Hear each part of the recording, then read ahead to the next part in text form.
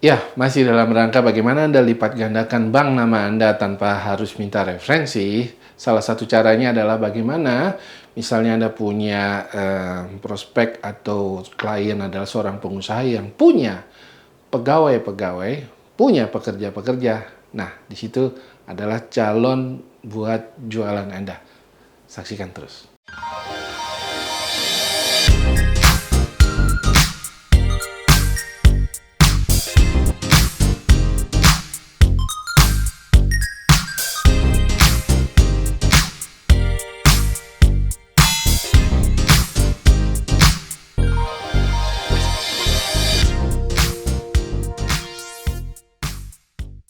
Semangat pagi teman-teman agent dimanapun Anda berada. Yeay, senang sekali Anda masih sehat ya, masih produktif sehingga saya yakin Anda akan jadi juara suatu saat ya, di akhir tahun ini tentunya ya, jangan lama-lama.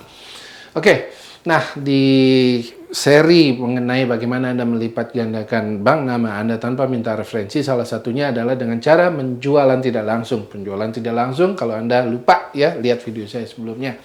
Ya, penjualan tidak langsung adalah penjualan yang bukan ditujukan bagi yang bersangkutan, tetapi untuk yang menjadi tanggung jawab dia, yang masih dalam kategori tanggungan dia. Ya, seperti seorang pengusaha wajib membayarkan pesangon sesuai dengan hitung-hitungan yang diatur dalam Undang-Undang Tenaga Kerja Nomor 13 Tahun 2003. Ya, khususnya pasal 156. Hafal banget gue ya. Nah, di situ ada hitung-hitungannya ya sesuai dengan tahun lama bekerjanya seorang pekerja dan disitulah akan diberikan pesangon sesuai dengan lama bekerjanya. Ya, nah biasanya seorang pengusaha yang baik tentunya tidak hanya memberikan pesangon sesuai dengan kewajibannya saja. Biasanya mereka juga memberikan lebih dari sekedar kewajibannya.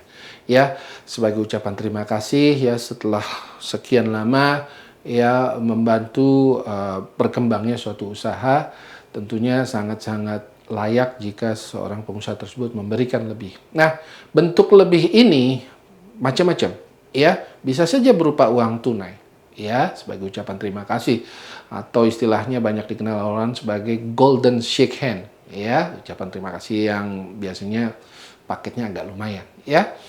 Nah, tapi apa yang terjadi?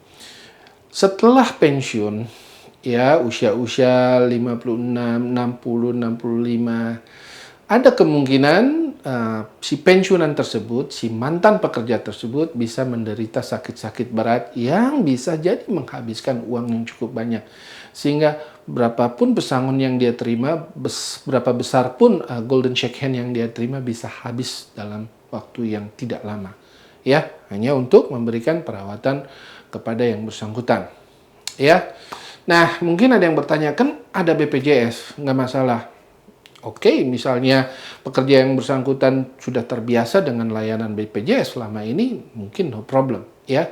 Tapi bagi pekerja-pekerja yang pada saat mereka aktif bekerja sudah memiliki fasilitas yang lumayan oke yang diberikan oleh perusahaan, ya yang biasa masuk minimal di kelas yang kelas 2, ya yang mungkin satu kamar berdua begitu ya.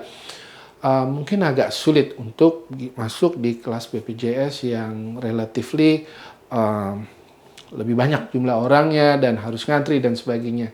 Saya tidak sedang mengecilkan manfaat BPJS ya, biar bagaimanapun kita di Indonesia ini harus bersyukur ada BPJS Kesehatan yang bisa memberikan setidaknya cushion ya, jaring pengaman ya.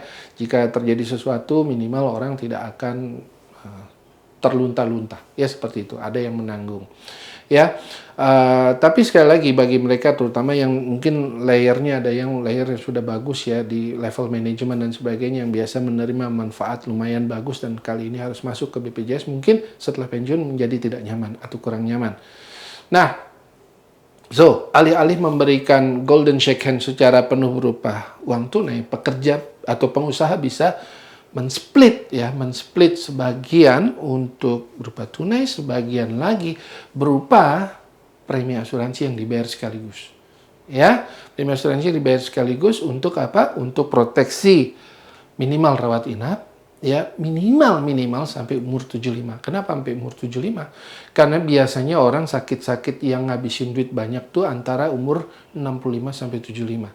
Selewat itu biasanya ya bisa terjadi sakit, tapi biasanya sakit-sakit tua yang ya tidak terlalu makan uang banyak dan biasanya langsung check out, ya seperti itu. Ya jadi sekali lagi pengusaha ini bisa men-split uang ucapan terima kasihnya menjadi 2 bagian, sebagian untuk membeli asuransi untuk rawat inap minimal sampai umur 75. Lebih bagus lagi kalau asuransinya ini disertai juga dengan asuransi kematian, ya, di mana saat si pekerja kelak meninggal, ya, di saat pensiun, pada suatu saat semua orang pasti meninggal, maka akan cairlah uang pertanggungan yang bisa diwariskan atau diberikan sebagai manfaat untuk anak dari si pekerja ini, yang tentunya nilainya akan lebih bermakna, ya, dibandingkan hanya dihabiskan untuk sang pekerja itu saja. Ya, semoga bermanfaat ya. Coba ya, sekali lagi dicari daftar namanya, ya, berlatih ya, bikin skrip yang baik ya, dan lakukan pendekatan seperti tadi.